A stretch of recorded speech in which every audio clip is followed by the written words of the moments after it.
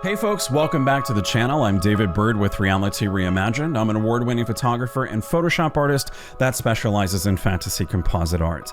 And today we're going to continue the Retouching Series.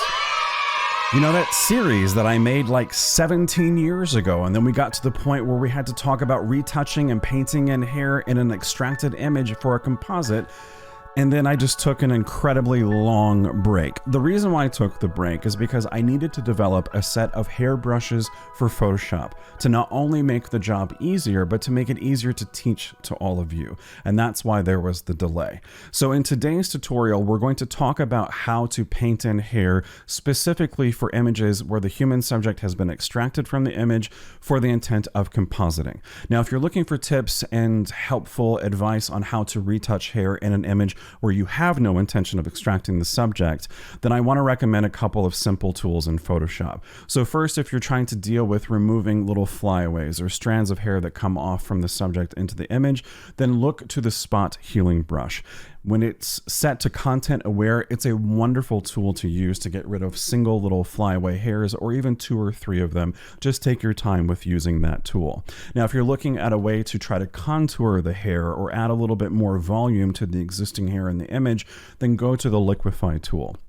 It's a wonderful way to be able to reshape anything in an image, but like with all things with the liquify tool, if you go too far too quickly, you're not going to get realistic results and things are just not going to look their best. So spot healing brush, liquify tool, those are wonderful ways to be able to retouch human hair on a human subject in an image very simply without dealing with extractions.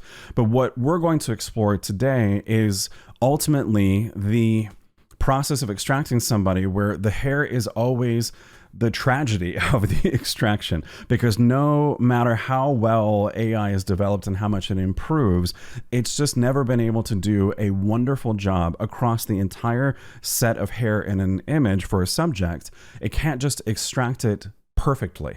There's always some haloing that takes place where we see some color distortions around the hair from the original background. Some of the hair is missing and so forth.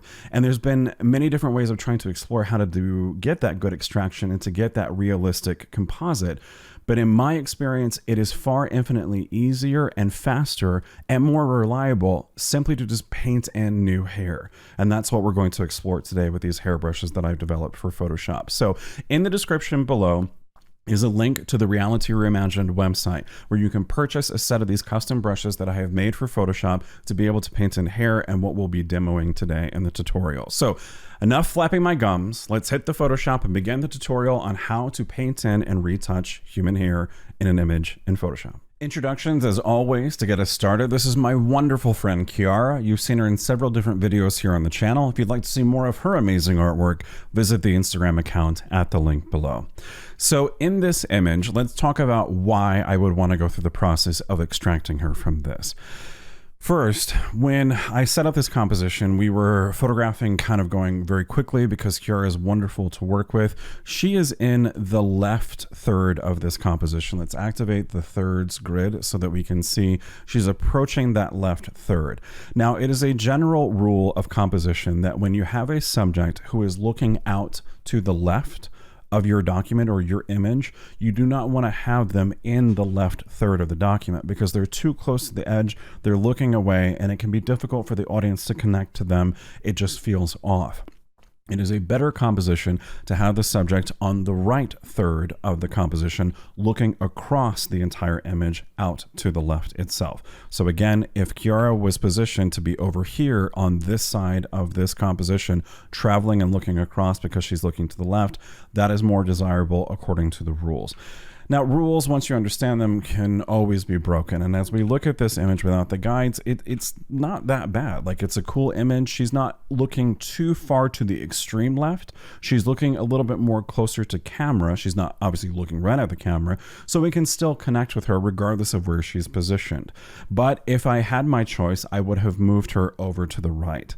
Now, I can simply reframe this and use content aware fill to fill in the edges over here so that I don't have to extract her. And that's a very simple fix. Let me show you that to you really quickly. This is the background layer. It's locked. I'm going to unlock it, hit V for the move tool, hold the shift key so that the document will move evenly. It's not going to move up or down. No matter what I do, it's just going to move left and right. So I'm going to bring it back over. I'm going to turn on those grids again so I can see the rule of thirds here. And I'm going to position her so that her eye that's closest to camera is right on this line. So most of her body is in the right third here, but her face and so forth is coming into this middle third. This is good. I don't want her whole body to be positioned just like this. One, her elbow's going out of the frame, and now she's too close to the right side of the frame. It feels like she's going to fall out of the image. So I want that eye that's closest to camera to be right over that line. And so that this is a good composition. According to the rules, everything looks good. So since I have this, I'm going to go ahead and flatten the image now, and I've got this big white section that needs to be filled in. So I'm going to use the marquee tool here and make a quick selection of this section of white where it's missing data, and I'm going to bring the marquee tool in just enough so that Photoshop has some of the original background here to sample. Then I'm going to come up to edit and come down to content aware fill. Now, let me give you a quick update. I'm using Adobe Photoshop 2020. I'm not using 2021 because at the time of this recording in late January 2021, Photoshop 2021 is still horribly broken with all kinds of issues and bugs. So this content aware dialog was included into Photoshop, I think in 2019. So this should be accessible to you if you have the Adobe Creative Cloud program. So here we get a live view of what's happening with this addition of all this new content that it's creating. Anything we can see in green here is what Photoshop is potentially sampling to add in to this section that we've said we want to add something into with content aware fill. You can see that it's also sampling just a little bit of her hair. That is not desirable, but ultimately we didn't see in the results over on the right hand side of the screen any faux little strands of hair that just suddenly appeared out of nowhere. So as long as they didn't appear there, everything looks fine. We can zoom in just a little bit on this view and move it around to make sure that there's nothing bizarre in this section. So once that's good to go, we can hit OK.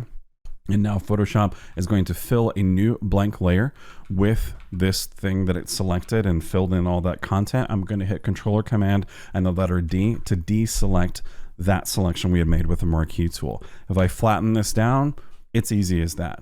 And everything is solved. We could just say we're good, do a color grade, and be done with this. But I want to add a texture to the background.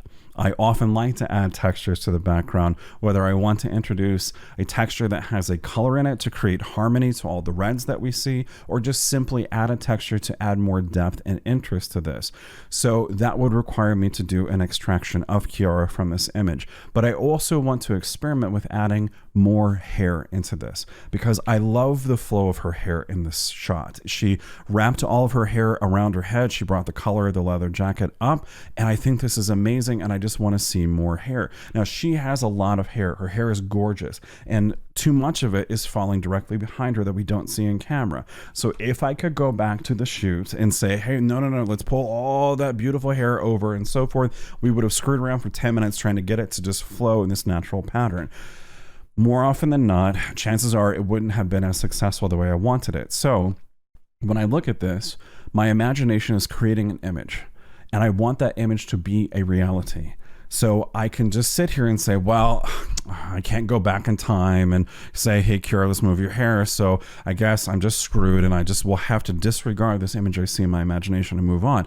No, I don't want that. That's where Photoshop comes into play. And I'm going to talk about this again as we get further on into this process, because I think far too often, let me get on my soapbox real quick. Far too often, as people step into digital photo editing, they start seeing things in their imagination. It's what prompted them to want to embrace photography in the first place, most likely, whether it's a hobby or they're starting to treat it as a business, because there is creativity inside of them that they want to explore. When you get into digital photo editing, there's all types of creativity you can explore, but your own limitations and skill sets stops you from doing that. And what is happening far too often right now is that people are turning to programs that have AI, where they can just hit a button, Do a couple of simple little things, and the AI will try to do everything for you. Now, please hear me in what I'm saying and the spirit of what I mean. I'm not trying to admonish anybody for that. The AI will only be able to take you so far. And I promise you, the AI will never be able to recreate what you see in your imagination with your own human mind. So you have a choice to make. Do you sacrifice your creativity and your vision for the limitations of AI? Or do you go on the journey to learn why things work in Photoshop? To learn the tools and the techniques to be able to bring what you see in your imagination to reality. In a way, that's why I named my company Reality Reimagined. I was trying to reimagine the reality that I was in as a photographer at the time. I started as a portrait photographer, doing weddings and high school seniors, babies, pets, families, headshots, everything we could do to bring money into that studio. But these were the images that I wanted to create, the fantasy composites that I've made. That was the vision. That was where my creativity kept landing. And I wanted to make that a reality. So I had to make a separate company and brand so I didn't have brand confusion. And I followed the theme of reimagining my reality by calling it Reality Reimagined. I implore you to do the same. Reimagine your reality right now in your own education and skill set in digital photo editing and learn why things work in Photoshop. Learn how to do these things that I'm going to show you today so that when you sit down and look at an image and go, you know what, I want her in the right third, you now know a way to do that. And when you go, my gosh, I wish more of her beautiful hair was flowing down to camera left and just flowing in the wind and so forth, you can do that too in Photoshop. So end of the Oprah speech, let's begin. So I, of course, need to extract her from the image. To do that, I'm going to use Adobe Sensei or Skynet, as I've lovingly referred to it in different videos. So to access the Select Subject option, I'm going to hit W for the Quick Selection tool, and that will bring up these two buttons here, Select Subject and Select Mask. Now, in Adobe Photoshop 2021, there is a third button here that says Refine Hair, I believe. That has all kinds of bugs in it, so I don't recommend using it right now. So I'm going to click Select Subject. That's going to let Adobe Sensei do a quick selection around her or what it thinks is the subject in this image. Now, this is relatively easy for it to do because I photographed Kiara on 50% gray seamless paper. There's no other, there's not like a building in the background or trees or anything else. So it was a relatively easy task for Adobe Sensei to select her, but there is always going to be problems. So right now we can see that it missed her hand right here. So this is where I'm going to use the actual quick selection tool that I'm on and use my Wacom Intuos Pro pen and just start making selections to fill in what Adobe Sensei didn't get. Now let's address the hair. This is a rough, good selection overall of her entire shape of her person, right? So that's not too bad. But as we zoom in and look at the hair, it's missing certain key sections. All of these little fringing elements here. This is Adobe Sensei trying to figure out what's different from the other. It's looking at the hair, it's looking at color, luminosity data and detail, and looking at the background and saying which one is different. So it's sensing that the hair is what I want and it's not selecting the background, and it's trying to find all of these little fine-tuned strands of hair. So before we continue forward, let's talk about the flyaways, or these little strands of hair. Many different artists of different genres have very strong, varying opinions about flyaways and these strands of hair. Some people hate them, some people like them. To me, as a composite artist, I believe the flyaways are a necessity. Not an overabundance of them as we see in this image, but you need the flyaways to make it feel believable. If you just have a perfect curled strand of hair with no little flyaways anywhere, in my opinion, it's not believable, especially when it comes to a composite. People are going to look at that and they're looking for levels of realism. Flyaways are a level of realism in any type of imagery, whether you're doing composites or not. So I like flyaways. Trying to extract all of these flyaways is an exercise in futility, and it's just not going to be possible. Why? Well, let's zoom down to the pixel level. All of this color right through here is one single strand of a flyaway. It's almost indistinguishable from the gray. Yes, it's a darker tone, but it's a dark gray. It's not a bright red. Now, if I would have lit her so that her hair and all of her flyaways were all one bright, vibrant color of red, then it might stand out further or more against that gray paper. But realistically, in this dramatic lighting, it's not going to. So to try to use the quick selection tool or to rely upon Adobe Sensei to figure out that these little dark pixels that flow through this all the way down is one single strand of hair that it should keep compared to the gray around it, it can't do that. It's just not that strong. But as we look at some of the selections that it's doing over here in this checkerboard pattern that we see, it is finding some of these sections of gray. So in here, all of these pixels in the middle, this is outside the selection where it's not going to accept this. It's going to get rid of some of that. I don't necessarily want it to do that because it's missing certain sections of hair where I want it to be there. So my goal, when I go through the process of selecting somebody out of an image like this, I want to refine this selection by using the quick selection tool and get it as accurate as possible to the major strands of hair before I take this selection in this image into the select and mask dialog here. And I've shown this in previous videos on the channel, but we'll continue to explore this here in just a moment. So let me state all of that again. I'm going to use the quick selection tool right now, after I did select subject, to fill in any areas where Adobe Sensei didn't find things like her hand. And then I'm going to use the quick selection tool itself to fill in the selections of all of the major strands of hair. All the major strands where I want Adobe Sensei to do a good job of refining it, where I don't have to paint it in later. So let me demonstrate by doing it, and hopefully that will be clear as we work. So right here, this strand of her hair, I want this to be included in the selection. Currently, it is not. So I'm going to use my quick selection tool. I'm making maintained contact with the tool to the tablet and just letting it select and fill that in. Now, as I continue to travel across the image and start trying to add to this, eventually the selection is going to make a jump. It's going to jump and grab a whole bunch of stuff, including the background, and I don't want it to do that. It's a learning algorithm. So as we go through this entire process, it's learning what I want and what I don't want it to be there. This is why I reference it as Skynet, because it's a learning computer. It's, became self-aware August 29th, 2000, whatever. I do a much better impression of Arnold Schwarzenegger. I'm just not going to do it right now. So I'm going to continue to try to add, but I'm not going to add to the selection by saying I want to get all these little strands of hair. Again, that's an exercise in futility. I just want to try to get these major, thicker strands. There was the jump. So I'm going to hit Control or Command and the letter Z to go one step back in my history. I'm trying to fill in this section through here. This is a pretty good strand of hair that I want Adobe Sensei to have. So I'm just maintaining contact, tracing, and as I trace and do enough, Adobe Sensei is like, okay, great, you want all these pixels. Well, there's some gray pixels in there too. That must mean you want all of this as well. I don't. So after I go through and refine it, I'm going to use the reductive mode of the quick selection tool to get rid of this part of the selection.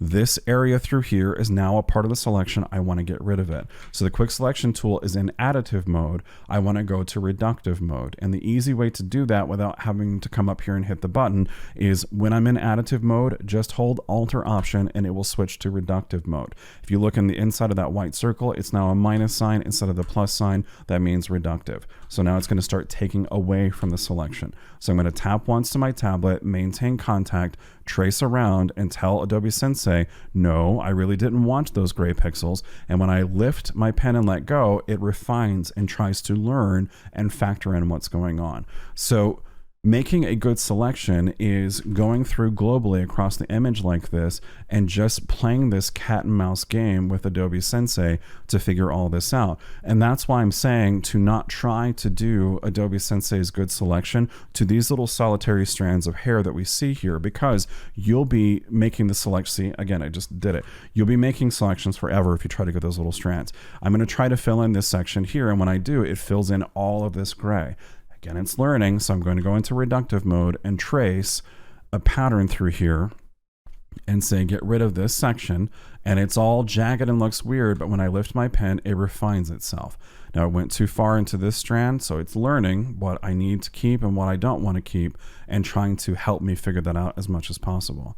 Now, why am I trying to get this accurate selection? Well, let me remind you again, I want Adobe Sensei to do I wanted to have the best selection possible to continue to refine the real existing hair in this image. Even though I'm going to use my brushes to paint in fake hair, I don't want to have more than, let's say, 20% of her hair be fake painted hair, because these brushes are good, but they're not as realistic as all the fine elements of transitions of color and texture that we see in her hair. Those brushes, unless you want to spend an hour just painting in fake little strands of hair throughout the entire scene, those brushes are not going to be a one-click solution for this. It takes time, and part of that time investment is going through and making sure that we have a good selection, or as good of a selection as we can expect on all of the major strands of hair that we want Adobe Sensei to be able to find and do a good, clean selection of. And that will become more apparent once we get into the select and mask dialog. So before we go into that, back here, these little strands of hair, this is another perfect selection of what, example of what I was talking about here. I don't want to use the quick selection tool to try to add to all of this. And right now it found one of those major strands. I'm going to go ahead and go into reductive mode and get rid of that. Why? Because it's going to look terrible once we finally get through the select and mask dialog and then get back into Photoshop with a layer and a layer mask. Having all these weird little disconnected strands of hair, it's going to be a mess. And let's move on so you can see what I'm talking about with that. So once the selection is relatively good, looking across the rest of her body to make sure there's no missing parts, then I'm going to come up to here, the select and mask dialog, click it, and that will take me into this next dialog where we're going to start refining the selection itself. Now in this dialog, I've shown this in previous videos on the channel. Let's just go over the tools really quickly. You have tools here to further refine the actual selection. It's not going to start looking for other things outside the selection. It's just going to try to refine the actual selection that we just made using the quick selection tool and select subject. The controls over here are how we see that selection and how we continue to refine it. So right now, the background is green because I chose that color to be green. The default is red, and that would be problematic with her red hair. And I've set the opacity of this color to be at 50% so I can see the original image behind it. So I can see any parts that are missing that the quick selection process may have not grabbed. You have different options here where you can do the view mode. I have it on overlay, which is allowing me to use that solid color. Now here is the most important part. Under edge detection, make sure that smart radius is checked and that the radius is set to a threshold between 8 and 12 to 14 pixels. That's the sweet spot that I have found over the years. Anything less is not going to give you as smooth as an edge as possible that you can get, and anything more than 14 pixels starts finding all kinds of weird edges and artifacts, and it's just a hot mess. Down here, these controls, I have smooth set to 3, feather is set to 0, contrast is set to 3%, and shift edge is set to -2%. All of this again continues to refine that selection and those edges. Output 2 is set to new layer with layer mask, and then I have checked remember settings. In Photoshop 2021, remember settings is up here, and I think a couple other things have changed in this dialog, but we're using 2020. So now we need to go through and start making a decision about what needs to be kept and what needs to utilize one of these tools, specifically the Refine Edge Brush tool, to start refining this entire edge and find stuff that we don't want or find things that we do want and want to keep.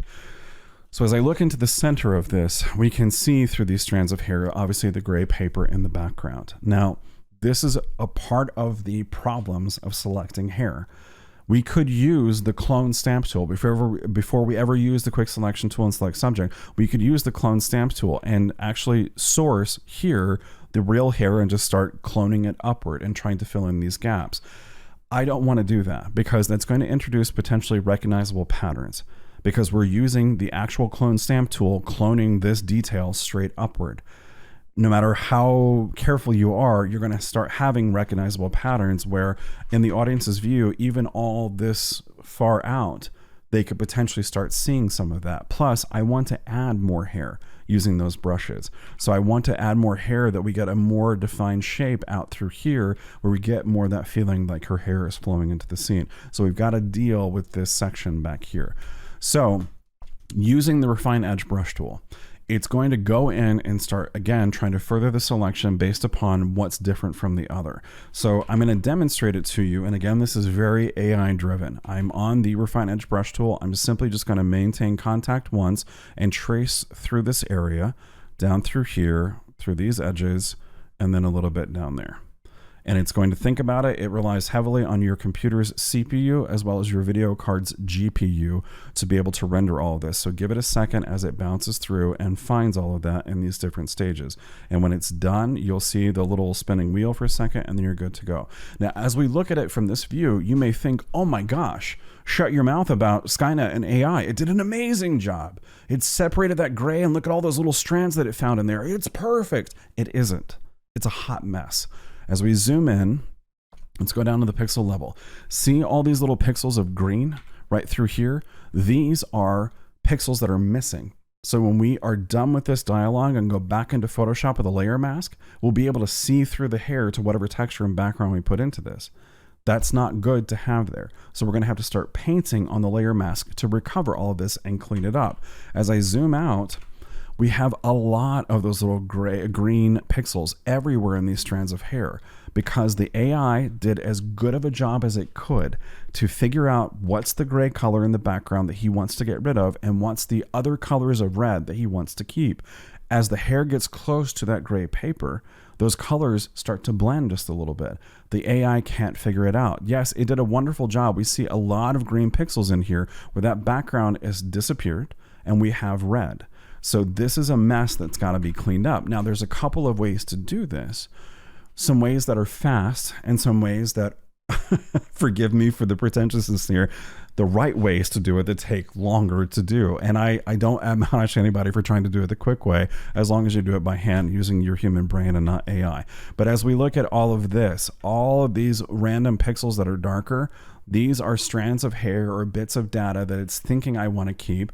And all this light gray edging here, this is all a haloing, edgy mess that's got to be cleaned up because it's not going to look real. It's going to look very bad, especially depending upon the background that we use. If we use a background that is brighter than that gray paper that I used in the studio, this is all going to stand out really badly.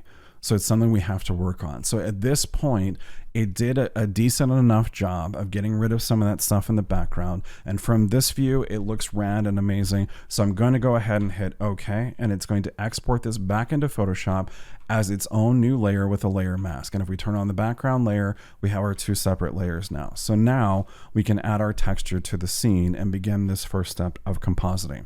So this is a texture that I love to use. It's a gray texture. It's got a lot of actual good texture to it. It has a natural built-in vignette where the center is brighter than the outer perimeter. So I use this all the time, whether I'm just looking to add just a little bit of something interesting in that background or looking to add an interesting texture to any type of scene.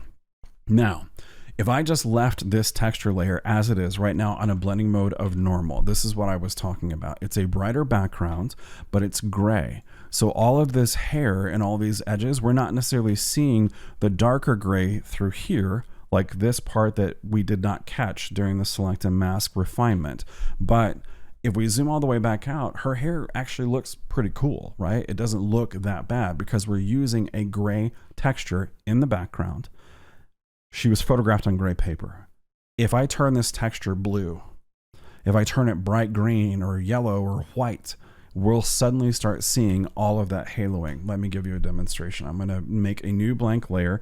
I'm going to hit D to reset my foreground and background color, hit X to switch them so my foreground color is white, and then I'm going to hit Alt and backspace or Option and backspace to fill the entire layer with white. Now we can see how horrible that selection is. All of this fringing, all of this schmutz has got to be cleaned up and taken away. When we zoom out to this level, it doesn't look that bad. As we zoom in, it starts to get worse and worse. We see all the faded edges through here of the hair that just doesn't look realistic. So on our layer mask, if I start painting white, I'm going to start revealing the original layer. If I paint black, I take it away. So I'm on the basic brush. I'm going to change my flow to, let's go to 100%.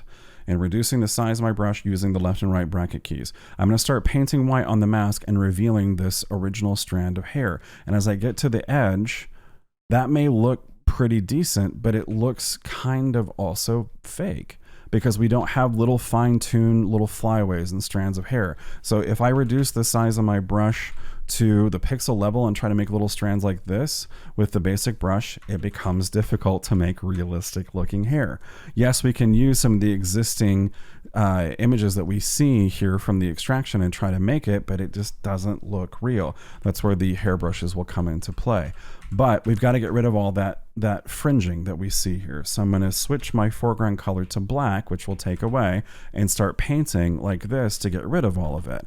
And then come through here and clean it up like this, using as smooth of strokes as possible, because I want to be careful and not go like that I remove the actual selection that I want. I'm going to hit Control or Command letter Z to go one step back in the history.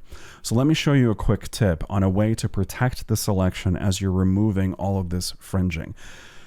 Layers have blending modes, and we're about to change this texture to a blending mode of soft light or overlay, and it's going to let it blend with the original background and make things look just a little bit more smooth and not so pronounced as this texture is.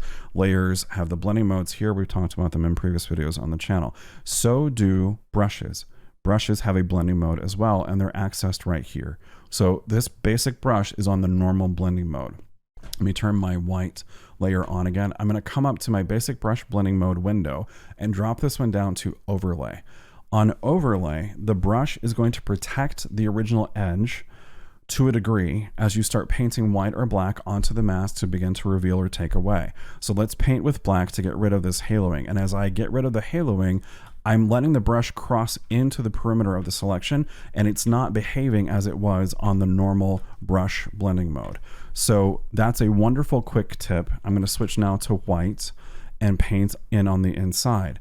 This may look like, oh, well, dude, that's great, because then you can just go through very quickly and get rid of all this haloing and fringing, and there you go, you solved your problem. But look at how bad of a job it's doing to the actual selections. It's pixelating it, and every time I paint, it's pixelating it further and further. So this is a wonderful tip to use that brush blending mode of overlay, but it's got to be done very carefully and very minimally with a lot of control. I'm going to switch to white now and start filling in and keep painting until I fill in that selection. I'm getting more realistic flow to the hair and filling in the selection by being careful because I'm on that blending mode of overlay.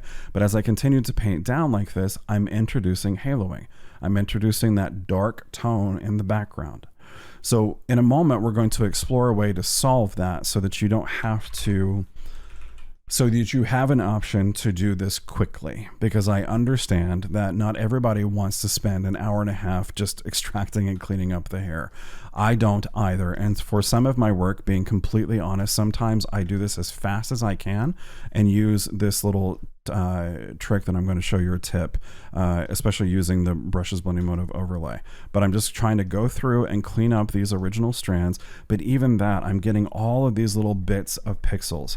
This isn't realistic, and it isn't going to look realistic potentially on different backgrounds. Now, using this gray background, that little fringing that we were just looking at, it's almost indistinguishable from the background itself. So it's hard to see it in this view.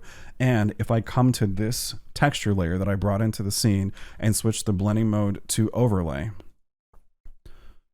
now all of that little fringing is gone. So this technique of extracting the person and their hair, using the select subject, the refine edge, or the select a mask dialog, using that refine edge brush tool and painting up into the hair to get rid of that gray, and cleaning up the layer mask just very minimally, all those little strands. This is a cheap and fast way to do an extraction and add a texture where I'm using a texture that happens to be the same color as that paper. That's why I like to use this texture a lot. So I get this question a lot from students and from friends when they'll see something like this and they'll say, how long did it take you to do that? I bet it didn't take you any time at all. No, I can do the retouch, the extraction, add the texture, color grade, all in 30 minutes and be done. Sometimes 25 minutes if I'm hurrying. That's not a boastful statement. I've just done this for 20 years. I've done this so much. And I've learned to utilize things like this texture that is the same color as the background, so that ultimately it's not going to cause those conflicts because I photographed on gray paper. That's why I like to use gray paper in any composite work that I do. Let me give you another little quick tip. when you're doing compositing, it's very popular to use a green screen. I don't like green screen. One, it causes color contamination. So the studio light's hitting that green, bounces off of it and comes forward and causes a little bit of color contamination on the perimeter edge of somebody. That's a problem that you have to address and solve. Number two, you have to light that green screen pretty evenly so that it's roughly one general color of green. You can't have ripples in it and darker greens and brighter greens because, again, Photoshop has some troubles with that. Now, it's not going to have nearly as much trouble as it used to in the past, so you'll be able to get a rough, decent selection of the person, relatively quickly. I don't like green screen, and for a whole host of other reasons. I use gray paper, but I am limited now on the textures that I need to use. Just as much as you would be extracting her from green, there's going to be green halos everywhere in her hair. So we'll have to use this little quick trick that I'm going to show you to be able to solve all of that. But working with gray is just far better because it's a very neutral color. It goes back to the basics of lighting. Black, white, and gray represent the three major elements of lighting: highlights, shadows, and midtones. So it is my recommendation to you that you use gray as much as possible in your studio as a paper or as a backdrop when you know you're going to be doing extracting or compositing. So let me show you. I'm going to turn the white background back on. Let's come in here and let's not clean this up anymore because I want to show you why it's important to clean it up as we start painting in that fake hair in just a moment. But I wanted to show you, so we have these different colors in here where we can see a little bit of that gray. There's a couple of ways to solve that relatively easily. So I'm going to come up to the layer here, that is the one with the layer mask where she's been extracted. And what I want to do is I'm going to add first a hue saturation adjustment layer to the top of this. And then I want to clip it to this layer of cure where she's extracted, so it will only affect that layer and nothing else in the background. So to do that, I'm going to come up to layer, create clipping mask here. As you can see, I've set the F7 key on my keyboard as a hotkey for that because I do clipping masks all the time. So now that it's clipped to it, we have this little arrow here showing us that it will only affect this layer below. I'm going to simply colorize the entire image by clicking this little button in the hue saturation adjustment layer. I'm going to increase the saturation until I get to a decent amount of red, and I can shift the hue around. I can make it more of that red, orange, yellow, or the reds, or I can come to this side of the reds on the spectrum and start bringing it this way so we get a little bit more of that purple tone into it. And then I'm going to invert this layer mask to make it a hide all mask or a black mask by hitting Control or Command and the letter I for invert. Now all of that's hidden, so then I start painting white onto this layer mask to reveal it. But remember, we changed the blending mode of our brush to overlay. So always remember to come back up here and change it back to normal, because when you start to paint and you need it to be on the blending mode of normal and things go weird and you're like, why is it not working? Then you save your document and restart Photoshop and uninstall it and burn your computer and you're like, why? And it's because I told you to change the blending mode to overlay. So now I'm going to paint white onto this layer mask in those areas where we have the gray. And instantaneously, nobody's the wiser. Nobody's going to know, oh, I don't want to paint it up there, through here on these edges and so forth. Now, this is a quick solution anywhere we have that gray to solve that problem, including this haloing fringing that's standing out on the edges. There, like there was a great example right there. So we've got a lot of gray through here. I'm just going to simply paint red onto it and solve that problem instantaneously. That's a fast way to solve this issue, but these edges are still a wreck and they're still a mess and they have to be cleaned up. But again, we have to take into account the actual texture we're using. Does it really show up? Does it really matter? No, it doesn't. But let's move on to start painting in the hair using these hair brushes and see if some of those bad edges still show up and still cause a problem. Subsequently, before we move on, if the hue saturation adjustment layer doesn't work for whatever reason, which generally it does, but if you need more fine-tuned control, you can also add solid color adjustment layers by coming down to the adjustment window here, come to the top, and we're going to clip a solid color adjustment layer to it. Since I already have an adjustment layer clipped, which was the hue saturation adjustment layer, the next one I added, it automatically clips it to it. It brings up the color picker and we just sample a color of red that we think needs to be there, and then change this blending mode to color. and it's going to change the entire scene to be that as well. The reason why I will sometimes use the solid color adjustment layer is because it gives me the ability to come back in here and start fine-tuning that control of color, and I can also add in multiple solid color adjustment layers. A color that represents the deepest, darkest red, a color that represents the brightest red, and then selectively paint that in. You would do the same thing as we did with the hue saturation adjustment layer, come to the layer mask itself of the solid color adjustment layer, invert it by hitting Control or Command and the letter I, and then just start painting white wherever you need it to be. So for instance, if any of her hair tones in here changed a little bit because of the lighting or whatever else, I can simply start painting white on this at a low flow of like 5%. And start gently introducing that red tone wherever I want it to be in the shadows and so forth. So that's a way to solve the problem of bad coloring from the haloing and the fringing of the extraction itself, is using solid color adjustment layers or the hue saturation adjustment layer on Colorize. So now let's start painting on that hair. So I'm going to make a new blank layer. The blank layer is going to be above any textures that I've added to the scene on a blending mode, but below the layer of Cura where I've extracted her. Now let's go to the brushes that I've created. So I'm coming up to this window. Let me scroll down. These are the 12 brushes that comes with the purchase if you choose to purchase these on the website. Again, the link is in the description below. This first brush is labeled individual hair strand, and it's ultimately it's these 3 circles. This is based upon a brush that was given away for free for many different years on a site, and I looked at the brush, understood how the brush engine was generating all of that, and made a few tweaks of it for myself, and then created this brush so that I could be able to include it in a package of brushes that I had made and not be stealing somebody else's work. So this brush, let me just do a quick demonstration out here. This is on a flow of 5%. Let me change it to a flow of 100%. It's those 3 little strands. And that may not look like a real hairbrush at this perimeter and size, but let me go a couple steps back in my history. I'm going to change the flow of my brush to 10%. I'm going to sample some of the actual color that's in the scene. So while I'm on the basic brush tool here, I'm going to hold the Alt or Option key, and that's going to defer to the eyedropper tool. So I can actually sample existing color that's there. So now my foreground color is that, and I'm going to just start painting on this blank layer here using this little brush, but I'm going to reduce the size of the brush to very small using the left and right bracket keys. I'm also going to rotate the brush head by holding the arrow key to the right, and it's rotating it. And now I'm just going to start making these little strands of hair. Now they're barely showing up because I'm on that flow of 10%. So let me go to 100% for purposes of the video. So as I start painting these in right at that edge, those 3 little circles, it mimics the flyaways. It mimics the little strands of hair, and it follows my brush movement. So it's making that little curl at the end, and I can make one like that, and I can hold Alt or Option, sample a new color, and make a stroke up like this.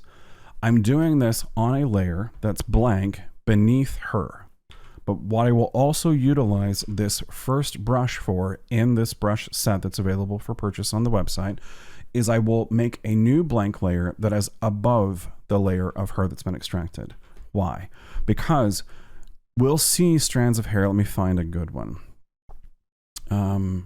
Up through here. Let's say this brighter color right through here. I want to make some more flyaways that come out. I need to paint on top of her actual hair so that I can continue the line that is created. If I try to do it underneath on this blank layer that's beneath the hair, it's not going to match up. So as we have a strand of hair that flows outward, like for instance here, these are all bright strands of hair, and I want a realistic flyaway right here. If I come to this blank layer, I'm going to hold Alt or Option to sample that bright color. If I come here and paint it, there's a dark perimeter here of the original edge of hair that we extracted, where all of a sudden then this brighter color comes out. That's why I want to paint on this top layer, so that I can do the continuation of the colors that we see by simply painting over it. So I'm just going to make a quick strand like this and start painting it through, and I'm able to create realistic little flyaways because I'm painting over it. So I don't typically use this brush at a flow of 100%. I use it generally around 30% or less because I feel like at 100% it just isn't realistic. So I'm going to sample the color, change my flow to 30%, and I'll just start making little flyaways like this, and then I'll go back and forth on a couple of edges and get something like that. so that I just have some realistic flyaways. Now, that's too much there. I wouldn't normally want this, but I think it looks fine. And there's one final thing we have to do to make this look realistic to the rest of the hair, but we'll explore that here in just a minute as we use the other brushes. So I'm going to go ahead and actually delete this top layer because we don't need it right now. I'm going to come back to this blank layer that's behind or underneath the layer of Kiara and start exploring some of these other brushes. So these brushes all have different shapes with the telltale different little bits of flyaways and so forth that can be used. Now, this is obviously the shape of the brush the way I created it. You simply just have to use the arrow keys to rotate the brush head. If you hold the shift key and use the arrow keys, it does it in more even degree increments. So I can simply come in and stamp this brush into this blank layer here in the layer stack, and it's behind the hair. So I want to do that now. I want to sample a darker color because this is hair that's behind this section. Think about it from a sense of 3-dimension. I don't want a bright color that's up top to be behind that hair. It's not going to look as believable. I want a darker tone to be there. This is also where I'm actually going to use a flow of 100% instead of 30%. And this is also an opportunity where I use, or a time where I use the actual mouse and not the Wacom Intuos Pro pen, because I want to simply click the mouse one time and stamp this brush into the scene. So I'm going to change the size of the brush using the left and right bracket keys. I'm going to make sure that the top of the brush head that we see here, it's right in her eye right now, but keep in mind this is on a layer that's beneath her, so we won't see it. But I want to make sure that it doesn't stop at somewhere like this, because when I click, we'll see that hard edge like this. So I'm going to sample the dark tone of color of hair like right there, and then I'm simply going to stamp and click one time. Paying attention to simple things like understanding the colors, knowing that I don't want, as we just did a moment ago, I don't want something like that because that doesn't look as believable. Now, this is one stamp of the shape of this brush head. There's many other brush heads, or the brushes themselves in this pack. There's 12 of them, but this is only one color. The brush engine in Photoshop currently has the opportunity to be able to do a mix between some colors. You can do a jitter is what it's called, and you can choose some different colors that it will jitter back and forth. I've explored this in many different ways. The jitter is not going to give you a realistic cascade of all the varying colors that we actually see in our hair right now. That denotes the travel of light and the shape of the hair. This is something that I've actually talked to Julian Cost, who is one of the most prominent Photoshop users and teachers and instructors in the industry right now. She's an amazing artist, a wonderful human being. I got the chance to meet her in January of 2020 at the Imaging USA conference, and I waited in line. I was the last person in line to ask her a question. And I simply started talking to her about the brush engine and said it would be wonderful if in a future update for Photoshop, the brush engine had the opportunity to add a gradient to it, where we could select several different colors and also have the gradient stay in orientation to the brush. So if the brush is the shape of a hand or a circle, and I chose 4 colors to go across it with a gradient, and as I rotated the brush this way, the gradient colors would follow the rotation of the brush so that we could use it for things like hair. So I could say, I want these 15 different colors to go with the flow of this brush stamp. So no matter how I rotated the brush stamp, the gradient would also rotate with it. It would make painting in hair a breeze. And she was so intrigued that she gave me her email and told me to email her so she could put me in touch with the brush engineers. And I got to talk to them about it, and I explained it in great detail. They said it was something they would explore. And then my final message to them, I said, if you guys wind up doing that, just like naming planets and things in the celestial cosmos, when you're the first one to find it, could you please name it the David Bird brush engine? And they said, we'll see what we can do. So in the future, if there's an update to the Photoshops and you see the David Bird brush engine, you're welcome. So anyway, now that we've stamped this in with that one brighter color, this is where that first brush that I was demonstrating can come into play, because on that single stamp, if I want to make this start feeling believable, I can simply come to this blank layer here, hold Control and click it. And now I've made a selection around just that brush stamp that I just made. So now I can use this specialty brush, the first one I demoed, start sampling some darker tones and start painting in fake little strands. Let's go to a flow of 30%. Inside that stamp that I just made. Now let's get a slightly brighter color, but not that full-on brightness that we saw. Let's go to 50% for purposes of video and start filling in this selection anywhere where I need to match it up. And I'm going as quick as I can for purposes of video, but I would normally that's a mess. Let me show you what I actually do. Sorry, this may take a few moments. I actually take my time and go like this and very slowly and try not to get weird things like that where my pen or my hand is moving too weird and just going in weird directions. I'll sample the colors and bring them up this way, sample a little bit of a brighter red and paint it down and in and try to blend, because in a way, what we're doing right now is we're painting like a traditional painter would paint to create something real. And that's what I'm trying to do by simply blending colors in this shape of this brush head. I'm also going to rotate the brush head now to get a different flow to it, because I want those strands to start interacting this way now to give me the full spread of that hair and flow. When I need to make this curve, I'm going to slowly rotate the brush head and start making that curve like that. Sample some darker tones, bring it in, rotate the brush head, and go like this. Now, for my image competition work, my commercial work, I will take a long time to do this. For work that's just going to go to social media, I don't go to this great of length. But for purposes today, to show you the impact of these brushes, I want you to see why it takes some time. But if you take the time, you can actually create some real looking hair into the scene. So I'm going to hit Control or Command the letter D to deselect. And from this view, it looks pretty believable. As we zoom in, you may start to go, I'm not sure. I don't get it here. It's not looking, I'm sure that's real. So we need to add some noise to this. We need to add some grain, because if we look at the painting that we've done here, there's not a lot of noise into it, whereas there's noise in the hair itself, because there's noise in this entire image. But we just painted using pure paint and color with no noise. Adding noise to this blank layer will make the hair feel a little bit more believable. But let's continue adding these other brushes in real fast before we do that step, because once we add noise onto this layer and then we start painting again, we're painting with just pure color with no noise. We're now introducing more strands of hair that don't have noise to it. We have to add noise again. When we add noise again, it's going to compound the previous noise. It's noise, noise, noise. You just want to do it one time. So I'm going to hit B for brush, come back up to the window here and find another fun strand of hair. Let's go to hair number 4.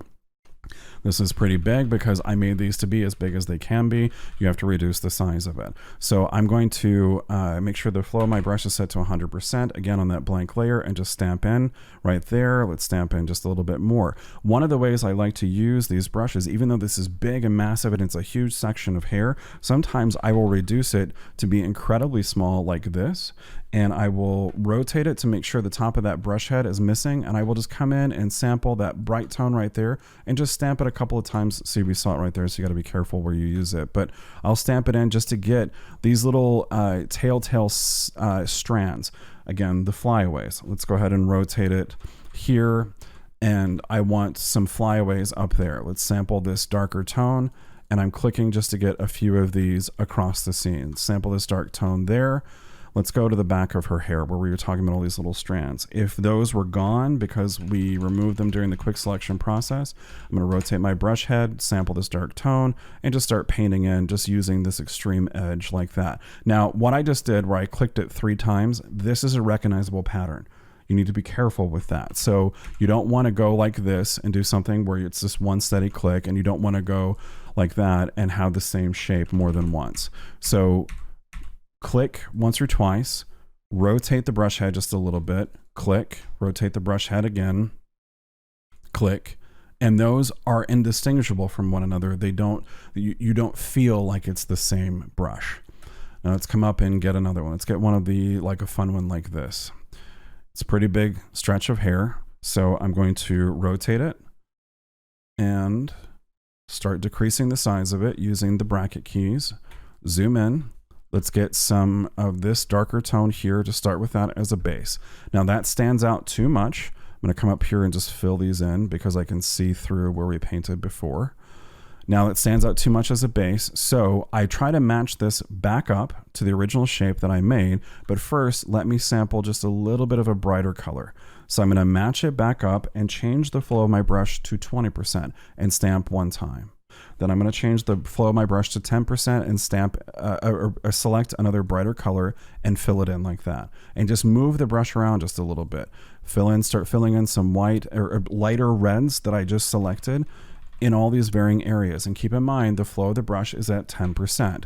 So as I continue to just cascade this in certain sections, trying to fill this in, I can start adding in these little strands of hair. I can also go through the process of control clicking the layer itself, which makes a selection of everything that I've already painted. So anywhere where I start clicking, it's only going to add to that selection and not go outside of it. So again, I can use the same brush and start stamping in some of these colors just to try to make it more believable that all of this was real. Now, hopefully you can understand what I was talking to Julian Cost about with that brush engine, because if I could set all the colors instead of having to use the Alt or Option key to go to the eyedropper to select them, then all I would have to do is have this brush and stamp it one time. Let me go back. If I stamped it one time like that, because it had a gradient that traveled across it, it would fill in all these random colors that I selected out of the hair. And hopefully it would start matching it and making it look real. Maybe not, but it's an option that doesn't exist right now in Photoshop, and it's something that I hope that they add to it. So I'm going to continue to add in some of these darker tones like this, and then maybe just a few little fringy, edgy ones like that. Come up here and reduce the size of the brush and add one like that. And just, I'm using the very edge of the brush just to start adding in some interesting little flyaways in certain areas to add colors across the entire set of hair, and just add in some of these strands like that and so forth. Especially up top here, we can add a couple more into up there, and maybe just one like that. So I would then, let's grab one more of these brushes here. Well, let's use this one. I like this one because it's a cool shape that's got that kind of contoured edge. And I tried to make these so that they would have a flow like a set of leading lines, where ultimately it would travel from one point and curve up to little strands and go through the flow of it like that. We get some really cool flyers this way, and just continue to add them to the scene all over the place. I'm going to sample that brighter tone, change my flow to 50%, and just start stamping in 2 or 3 times to add in these little flyers across the scene like that. Now, there's a couple of final brushes I want to show you here in the set. These are just solitary strands. They're really big, but if we make them pretty small, this is what you can use to try to fill in some of the blanks in some of these areas. So for instance, through here, we can see all of this one color that I just stamped in. I can use this solitary couple little strands of hair, rotate the brush to match like that, sample some of these darker tones, and just start clicking in these little strands like that to make it kind of feel like there's all those little loose strands that were in the original image, in that original selection that we were having a heck of a time extracting. That's what this little brush is meant for, as well as this one. This one is, again, a solitary strand that's got some flyaways to it, and it's a pretty thick strand, so we can simply use it like that and start painting some stuff in. Let me take the flow to 100% just so you can see it for purposes of video. So we can start getting these one solitary little curly strands, or use the bigger brushes to start painting it in. Now, I would want to go through everything that we just painted using this first brush to start adding just a touch more realism everywhere, just to make it a little bit more believable. So again, sampling some of the brighter tones and doing things like this, changing the flow to 30% and building it up and going across and whatever. I may even add a blank layer on the top of the extracted layer of Chiara and try to blend the real hair and flow it down and through. But once I've added in all of this, now I need to add that noise to the scene. So I'm going to zoom in to this level. I'm going to make sure that this blank layer is the one that we created is selected. I'm going to come up to Filter, Noise, and Add Noise. Now, the level that you add to it just depends upon the level of noise in your camera. If you're using a high ISO, if there's a lot of grain in the image, you don't want to go too far. Like if you go to like 6, then the hair doesn't look natural. The fake hair that you painted in doesn't look natural compared to the rest of the noise in the image itself. So I'm actually going to go to, not to 62%, let's go to 2%. Let's go back to 3. 3 doesn't match. So let's go to 2. We'll stay at 2. So 2, we're on Gaussian and monochromatic. We want to make sure that it's black and white noise, and then it's got a touch of blur to it, and it's not a uniform edge. So once I do that and hit OK, now that fake hair has a touch of noise to it that makes it feel connected to the rest of the hair itself. And I've added more hair into the scene, giving that beautiful sense of flow to this image, and the flow of her hair utilizing those brushes. So these brushes, again, are something that can let you start to realize the vision you have as an artist to be able to do an extraction, add an interesting texture or something in the background, even a composited scene, and use some of those tricks like the hue saturation adjustment layer, the solid color adjustment layer, and these paint brushes to be able to finalize the vision and bring it to life. So this video has probably went on way longer than I intended, so let's wrap it up and have some final thoughts about these hairbrushes today. Ultimately, my final thoughts are I want you to continue to go on the journey of learning why things work in Photoshop. Expand your own horizons of education of what you can create using digital photo editing. Because as I've said in many different videos on this channel, that digital photo editing is the other half of the equation of art when it comes to photography. Using your camera to capture a single moment in time, that's one half of the equation. Finish the rest of it by creating your own artwork in Photoshop. Don't be limited by AI, and don't let yourself be limited by lack of knowledge. Go on the journey to explore and bring everything you see in your imagination to life in Photoshop using photography, and share it with the world. We'll all be better for it, and it's a wonderful journey to go on. So that's the end of this video. If you liked the content you found in it, make sure to give the video a like and consider subscribing to the channel because new content debuts each week in photography and Photoshop education. When you subscribe, make sure to hit the bell icon so you'll be notified of that new content when you return to the YouTubes. Thanks for watching today, and until next time, I'll see you out there in the world of Photoshop.